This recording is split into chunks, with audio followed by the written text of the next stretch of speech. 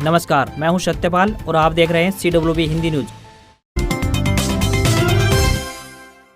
खेलो India youth games का शानदार आगाज। अमित शाह ने हरियाणा को दी 2366 करोड़ की 3 बड़ी परियोजनाओं की सौगात। खेलो इंडिया यूथ गेम्स 2021 के चौथे संस्करण का हरियाणा में विधिवत रूप से शानदार आगाज हुआ। पंचकुला के ताऊ देवलाल स्पोर्ट्स कॉम्प्लेक्स में आयोजित उद्घाटन समारोह में केंद्रीय गृह मंत्री अमित शाह ने बतौर मुख्य अतिथि शिरकत की और मुख्यमंत्री मनोहर लाल ने कार्यक्रम की अध्यक्षता की। ये दिन हरियाणा के लिए न केवल खेलों के नजरिए से खास रहा, बल्कि राज्य को 2366 करोड़ रुपए की विकास परियोजनाओं की सौगात भी मिली।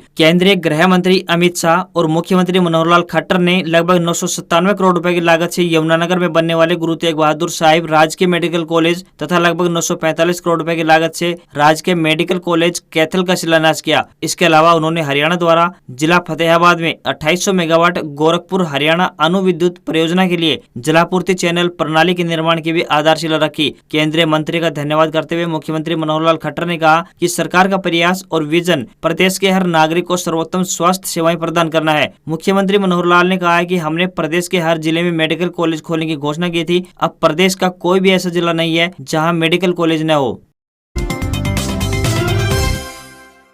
Haryana civic election update. चुनाव के बाद सभी उम्मीदवारों को देना होगा खर्च का ब्यौरा, नहीं तो होगी बड़ी कार्रवाई। हरियाणा राज्य चुनाव आयुक्त धनपत सिंह ने कहा है कि प्रदेश में 18 नगर परिषद और 28 नगर पालिका में आयोजित होने वाले चुनाव शांतिपूर्ण और निष्पक्ष तरीके से संपन्न करवाना हमारा सबकी जिम्मेदारी है। चुनाव की कुछ मर्यादाएं एवं सीमाएं होती है जिनके दायरे में रहकर राजनीतिक दलों को चुनाव लड़ना चाहिए। धनपत सिंह हरियाणा निवास में नगर निकाय चुनाव के संबंध में राजनीतिक दलों की बैठक के दौरान बोल रहे थे। धनपत सिंह ने कहा कि 19 जून को 18 नगर परिषद और 28 नगर पालिका के लिए चुनाव होगा। नगर परिषद के लिए कुल 456 वार्ड है। इसी तरह नगर पालिका में कुल 432 वार्ड है। धनपत सिंह ने कहा कि चुनाव की घोषणा के दिन से ही प्रदेश में आदर्श आचार संहिता लागू है। सभी राजनीतिक दल व उम्मीदवार इसका पालन करें। चुनाव के दौरान कोई भी राजनीतिक दल यदि चुनावी पोस्टर या दीवारों पर रंगाई आदि करवाए तो चुनाव के बाद इसे जरूर साफ करवाए। इसके अतिरिक्त सरकारी संपत्ति पर कोई भी प्रचार प्रसार सामग्री न लगाई जाए। मतदान के दिन पोलिंग बूथ पर मतदाता को लाने के लिए कोई भी राजनीतिक दल या उम्मीदवार अपने वाहनों का प्रयोग न करे। धनपत सिंह ने कहा कि चुनाव में होने वाले खर्च पर आयोग की पूरी नजर रहेगी। चुनाव खत्म होने के 30 दिन के अंदर अंदर प्रत्येक उम्मीदवार को अपना चुनावी खर्च का ब्यौरा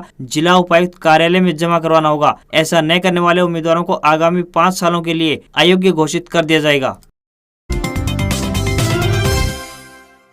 मुख्यमंत्री मनोहर लाल खट्टर ने अंबाला छावनी में करोड़ों रुपए की विकास परियोजनाओं का उद्घाटन किया। इनमें 38 करोड़ 69 लाख रुपए की राशि से बने all weather swimming pool, SDO civil complex, 41 crore 52 lakh रुपए की राशि से निर्मित तथा 12 करोड़ 96 लाख रुपए की राशि से बने SC बॉयज स्पोर्ट्स हॉस्टल का उद्घाटन एवं लोकार्पण शामिल है। मुख्यमंत्री मनोहर लाल ने खेलो इंडिया यूथ गेम्स 2021 की मेजबानी का हरियाणा को अवसर प्रदान करने के लिए प्रधानमंत्री श्री नरेंद्र मोदी का आभार व्यक्त करते हुए कहा कि इन खेलों के चौथे संस्करण की इन खेल प्रतियोगिताओं के मुख्य आयोजन पंचकुला में होंगे, जबकि स्विमिंग, जिम्नास्टिक से संबंधित प्रतियोगिताएं अंबाला छावनी में होंगी। इसके अलावा कुछ प्रतियोगिताएं शाहबाद, चंडीगढ़ व दिल्ली में होंगी।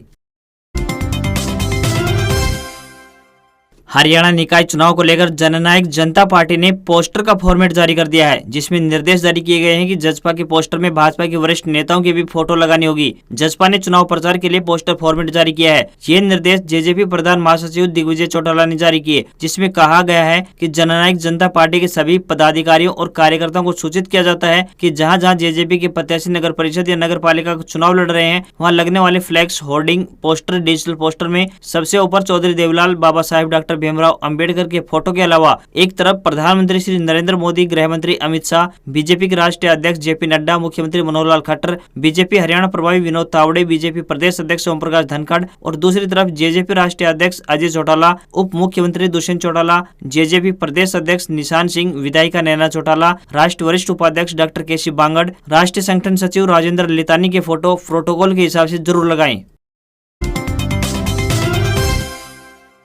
हरियाणा विद्यालय शिक्षा बोर्ड यानी HBSC द्वारा आयोजित 10वीं और 12वीं कक्षा की बोर्ड परीक्षा के परिणाम घोषित होने का सभी छात्र बेसब्री से इंतजार कर रहे हैं। ताजा जानकारी के अनुसार हरियाणा बोर्ड दोनों ही कक्षाओं की वार्षिक परीक्षाओं का परिणाम आधी जून के बाद जारी कर सकता है। हालांकि बोर्ड की ओर से कोई आधिकारिक तिथि निर्धारित नहीं की गई है। रिजल्ट घोषित होने की तैयारियां शुरू हो चुकी है। इन सभी के बीच कुछ मीडिया रिपोर्ट्सों के अनुसार शिक्षा बोर्ड भिवानी 10वीं कक्षा का रिजल्ट 15 जून तक और 12वीं कक्षा का रिजल्ट 20 जून तक जारी कर सकता है। हालांकि हरियाणा विद्यालय शिक्षा बोर्ड भिवानी ने ने आधिकारिक तौर पर अभी तक रिजल्ट घोषित करने की तारीख पर कोई सूचना जारी नहीं की है। संभावना जताई जा रही है कि हरियाणा विद्यालय शिक्षा बोर्ड दोनों कक्षाओं को रिजल्ट जारी करने की तारीख पहले घोषित कर सकता है। स्टूडेंट्स हरियाणा बोर्ड की रिजल्ट डेट से जुड़ी हर अपडेट के लिए बोर्ड की आधिकारिक वेबसाइट bseh.org.in पर जाकर चेक कर सकते हैं। Rohtak college jobs. जेआर किसान कॉलेज रोहतक में आई 26 पदों पर भर्ती, फटाफट करें आवेदन। जेआर किसान कॉलेज रोहतक द्वारा विभिन्न टीचिंग व नॉन टीचिंग पदों पर भर्ती के लिए आवेदन मांगे गए हैं। जो भी इच्छुक उम्मीदवार इन पदों के लिए इच्छुक हैं वे अपने आवेदन ऑफलाइन माध्यम से भेज सकते हैं। आपको बता दें कि ये भर्तियां रेगुलर आधार पर की जाएंगी। जो भी उम्मीदवार इन पदों के लिए इच्छुक हैं वे भारतीय डाक के माध्यम से अपने आवेदन भेज सकते हैं। आवेदन करने की अंतिम तिथि की बात करें तो 21 जून 2022 तय की गई है। बता दें कि लाइब्रेरियन, लैब असिस्टेंट या store keeper, office cum accountant, computer operator, lab attendant, helper, support staff, peon, माली कम चौकीदार जैसे इन पदों पर आवेदन भेजने के लिए उम्मीदवारों को कोई भी आवेदन शुल्क नहीं देना होगा। न्यूनतम आयु की बात करें तो 18 साल से कम नहीं होनी चाहिए और अधिकतम आयु 42 साल से अधिक नहीं होनी चाहिए। हरियाणा में गर्मी की छुट्टियों में प्राइवेट स्कूल खुले मिले तो होगी कार्रवाई, शिक्षा निदेशालय ने जारी किए ये आदेश। हरियाणा में गर्मी की छुट्टियों के दौरान भी प्राइवेट स्कूल बंद नहीं करने वाले स्कूल संचालकों के खिलाफ कार्रवाई होना तय है। इसको लेकर सेकेंडरी शिक्षा निदेशालय की ओर से एक जारी आदेश में कहा गया है कि ग्रीष्मावकाश में अगर कोई प्राइवेट स्कूल बंद नहीं मिला तो उसके खिलाफ कार्रवाई अमल में लाई जाएगी। इसके लिए निदेशालय की ओर से जिला शिक्षा अधिकारी व जिला मौलिक शिक्षा अधिकारी को निर्देश जारी कर दिए गए हैं। बता दें कि स्कूल शिक्षा निदेशालय की ओर से 1 जून से 30 जून तक गर्मी की छुट्टियां घोषित की गई है, लेकिन इसके बावजूद भी कई स्कूलों में बच्चों को बुलाए जाने की शिकायत लगातार अधिकारियों के सामने आ रही थी। माना जा रहा है कि इसी के मद्देनजर शिक्षा निदेशालय की ओर से ये आदेश जारी किए गए हैं। इन आदेशों में कहा गया है कि 6 जून यानी आज से सभी जिला शिक्षा अधिकारी व जिला मौलिक शिक्षा अधिकारी अपने अपने क्षेत्रों में प्राइवेट स्कूल संचालकों के साथ साझा बैठक करें। इस बैठक में उनके स्कूलों को गर्मी की छुट्टियों में बंद करवाना सुनिश्चित किया जाए। अगर बैठक के बाद भी कोई प्राइवेट स्कूल इन आदेशों की पालना नहीं करता है तो उसके खिलाफ कार्रवाई अमल में लाई जाए। हिसार एयरपोर्ट से दिसंबर तक उड़ान भरेंगे बड़े विमान। शहरी स्थानीय निकाय मंत्री डॉक्टर कमल गुप्ता ने कहा है कि हिसार को सिंगापुर एवं दुबई की तर्ज पर विकसित करने के लिए विभिन्न महत्वाकांक्षी योजनाओं के तहत कार्य किया जा रहा है। शहर में पंजाब एंड हरियाणा उच्च न्यायालय की डिवीजन बेंच, IIT संस्थान लाने के लिए हर संभव प्रयास किए जा रहे हैं। उन्होंने बताया कि महाराजा अग्रसेन हवाई अड्डे का योजनाबद्ध ढंग से विभिन्न चरणों में कार्य पूरा करवाया जाएगा। 4 दीवारी का निर्माण कार्य पूरा होने के पश्चात दिसंबर 2022 तक बड़े जहाजों का आवागमन शुरू हो जाएगा।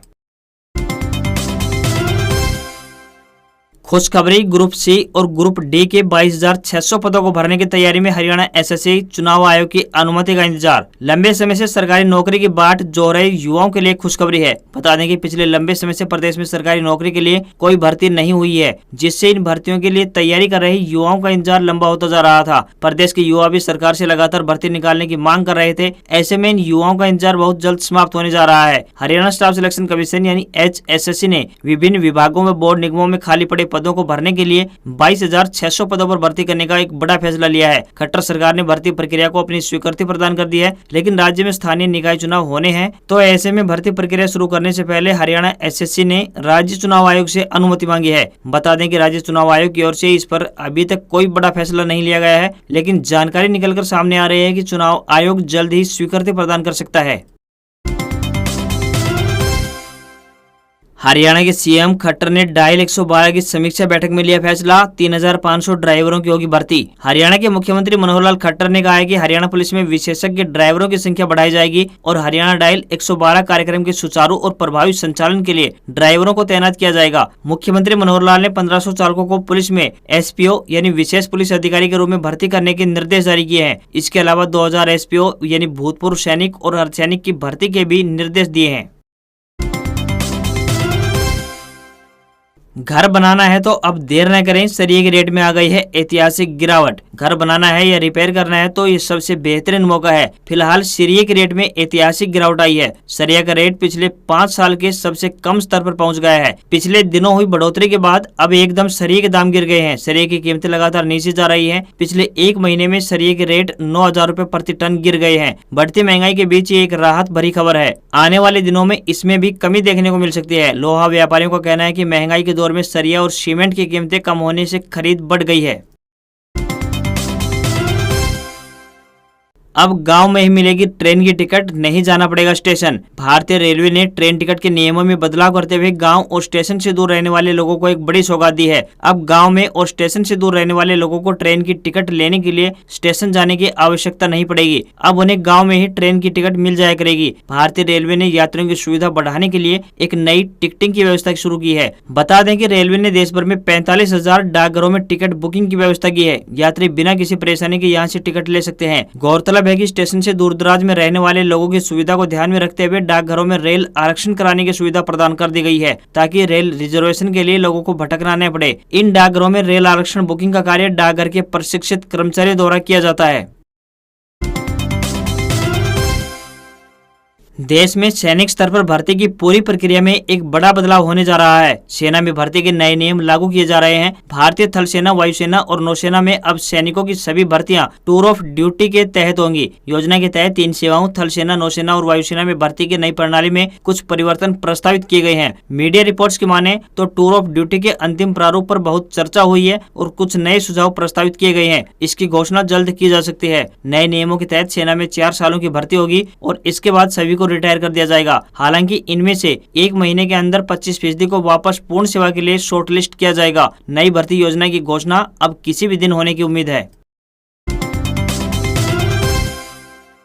सरकारी नौकरी अपडेट। इंडियन ओवरसीज बैंक ने सिक्योरिटी गार्ड के 20 पदों पर निकाली भर्ती। उम्मीदवार 15 जून 2022 तक करें आवेदन। इंडियन ओवरसीज बैंक यानी IBO ने सिक्योरिटी गार्ड पदों पर भर्ती के लिए उम्मीदवारों से आवेदन मांगे हैं। भर्ती प्रक्रिया के तहत कुल 20 पद खाली हैं, जिसके लिए अप्लाई करने की आखिरी तारीख 15 जून 2022 निर्धारित की गई है। वहीं भर्ती के लिए आवेदन प्रक्रिया 1 जून को प्रारंभ हो गई है। इन पदों के लिए 10वीं पास उम्मीदवार आवेदन कर सकते हैं। इन पदों के लिए 1 मई 2022 को 18 से 26 वर्ष के उम्मीदवार आवेदन कर सकते हैं। इसमें आरक्षित वर्ग के कैंडिडेट्स को 5 वर्ष की छूट दी जाएगी। उम्मीदवारों का चयन ऑनलाइन एग्जाम और फिजिकल टेस्ट के माध्यम से किया जाएगा। इसके लिए उम्मीदवारों को ऑफिशियल वेबसाइट iob.in पर विजिट करना होगा। मौसम अपडेट। हरियाणा व दिल्ली में भीषण गर्मी और लू ने किया परेशान। 47 डिग्री पार पहुंचा पारा। जानिए आगे मौसम का क्या रहने वाला है हाल। हरियाणा व NCR दिल्ली में आसमान से आग बरस रही है और संपूर्ण इलाके में तापमान में बढ़ोतरी दर्ज हुई है। साथ ही साथ भीषण गर्मी और प्रचंड हीट वेव लू अपने तीखे तेवरों से आगाज किए हुए है, जिसकी वजह से भारतीय मौसम विभाग ने संपूर्ण इलाकों पर येलो अलर्ट जारी कर दिया है। हरियाणा में अधिकतर स्थानों पर अधिकतम तापमान 42 डिग्री सेल्सियस से 47 डिग्री सेल्सियस के बीच दर्ज किया गया। इस साल का भीषण गर्मी का 7वां दौर जारी है, परंतु यह दौर सबसे छोटा रहने वाला है, क्योंकि यह दौर जल्दी ही समाप्त होने जा रहा है। आज खबरों में बस इतना ही। देखते रहिए CWB हिंदी न्यूज। नमस्कार।